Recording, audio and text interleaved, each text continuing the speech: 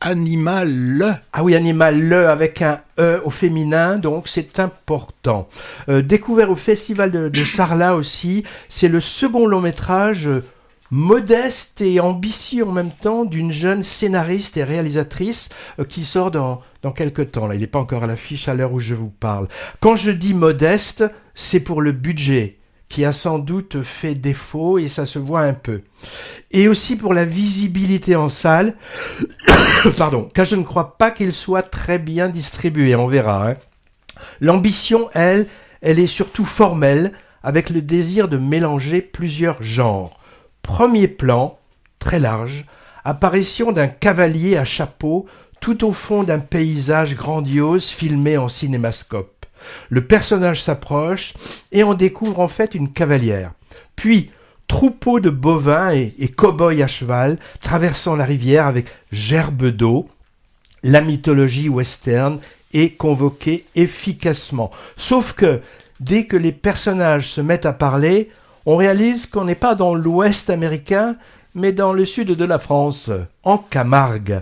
On est dans une manade, c'est-à-dire un élevage de taureaux en semi-liberté, utilisé pour les fêtes taurines de la région. Là, on a Nejma, seule femme à fort caractère dans ce milieu viril, qui s'entraîne dur pour remporter un concours où les taureaux sont défiés dans l'arène. Alors, plus que vers le western, le film va peu à peu virer vers l'angoisse et le fantastique teinté d'horreur. Light, comparé aux Substance de Coralie Farja à l'affiche en ce moment, et dont j'ai dit tout le bien que je pensais la dernière fois. Alors, sans trop vouloir déflorer le fin mot de l'histoire, je cite cette réalisatrice à dessein, parce que Animal fait penser à Revenge, le premier film de cette Coralie Farja, qui était un récit horrifique de vengeance. Bon, de mon côté, marquage au fer rouge, course de taureaux et animaux ensanglantés dans l'arène, très peu pour moi, a priori, ce genre de torture. Mais avec un mélange de fascination, répulsion, j'ai vraiment marché, du moins durant les 3/4 du film, pendant lequel le récit est très très bien mené, je trouve.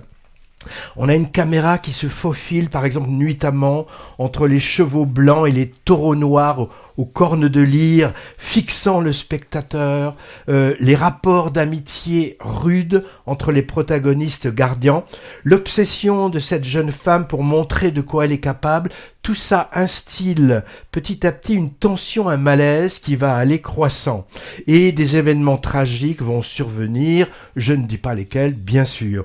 J'ai un peu trouvé le final déceptif, un peu trop attendu peut-être. On comprend à mi-film ce qui se joue dans ce microcosme et le côté fantastique de plus en plus affirmé vers le dénouement souffre d'un manque de moyens évidents qui enlève un peu de la crédibilité à l'histoire. L'actrice principale est très convaincante en cowgirl. Elle s'appelle Oulaya Amamra. Moi, je la connaissais pas.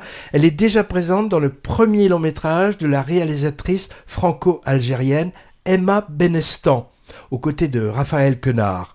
Remarque, cette Emma Benestan est également la scénariste d'un de mes films préférés de 2023, Chien de la casse, bon point pour elle.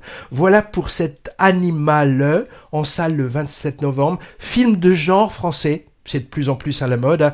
Alors ici c'est le sous-genre western, fantastico, horrifique et féministe. Pointu comme genre, ça doit être le seul dans sa catégorie sans doute.